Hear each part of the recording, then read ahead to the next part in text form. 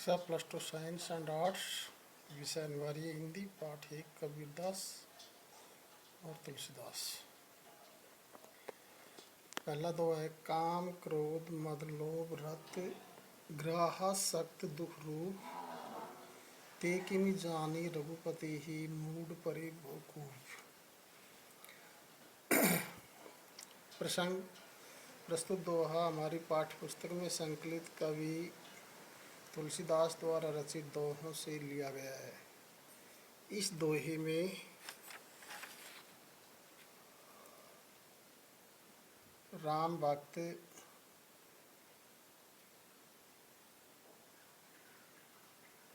तुलसीदास जी बता रहे हैं कि काम क्रोध मद लोभ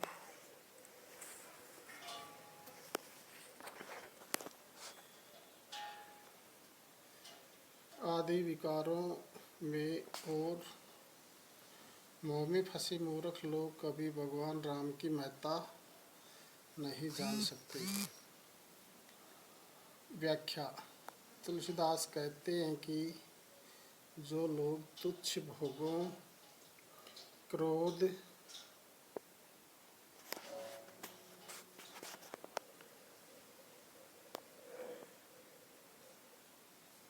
लोभ, अहंकार आदि दुर्गुणों से ग्रस्त हैं तथा घर परिवार के मोहों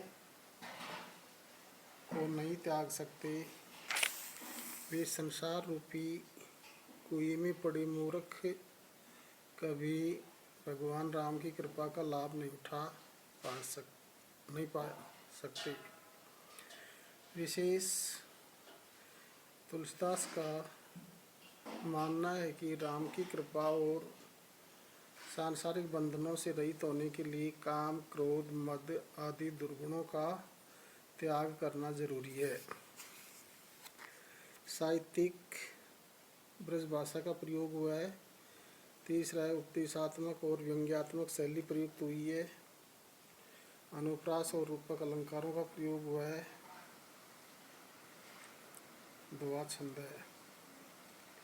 दूसरा दोहा है कहिबे कह रसना रची सुनबे कह के कान दरबे कह चित्त हित सहित परमार्थ ही सुजान। प्रसंग प्रस्तुत दोहा हमारी पाठ्य पुस्तक सृजन में संकलित कवि तुलसीदास द्वारा रचित दोहों से अवतरित है।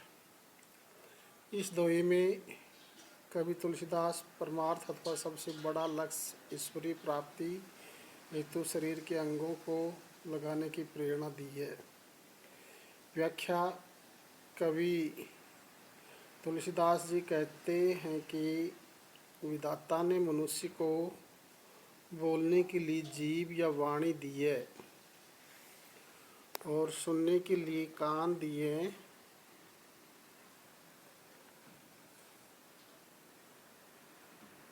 और कल्याणकारी बातों को सुनने या धारण करने के लिए चित्त दिया है। इन सभी अंगों की सार्थकता इसी में है कि मनुष्य इन सब का प्रयोग सबसे श्रेष्ठ लक्ष्य आत्म कल्याण में ही करे, सांसारिक विषय वासनाओं के उपयोग में इनको नष्ट न करे। विशेष पहला बिंदु धर्म अर्थ काम और मोक्ष ये चार जीवन के पुरुषार्थ माने जाते हैं।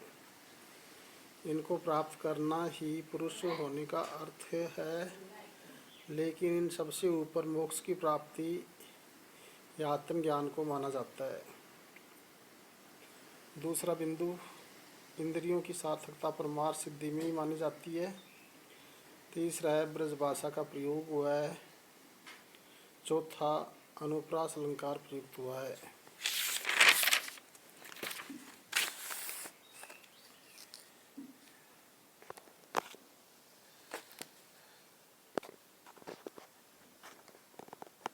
तीसरा दोहा है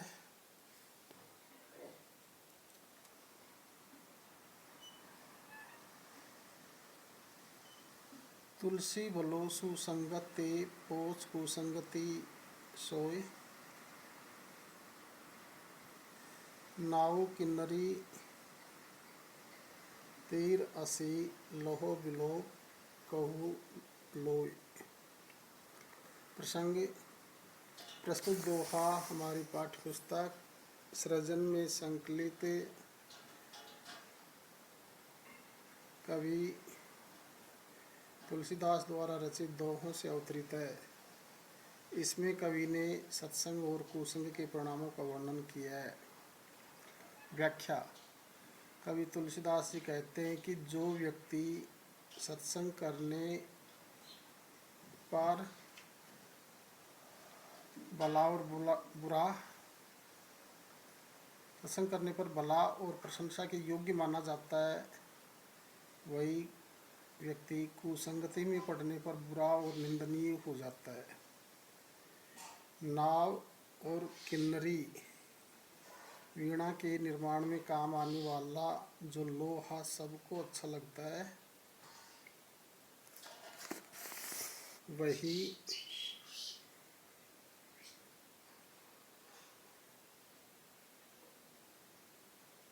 बाण और तलवार बनाने पर हानिकारक होने के कारण निंदनीय हो जाता है। ये सब सत्संग और कुसंगत का ही प्रभाव है। विशेष पहला, लोहे का उदाहरण देकर कवि ने सत्संग और कुसंगति के प्रभावों से परिचित कराया है तथा सत्संगति अपनाने पर बल दिया है।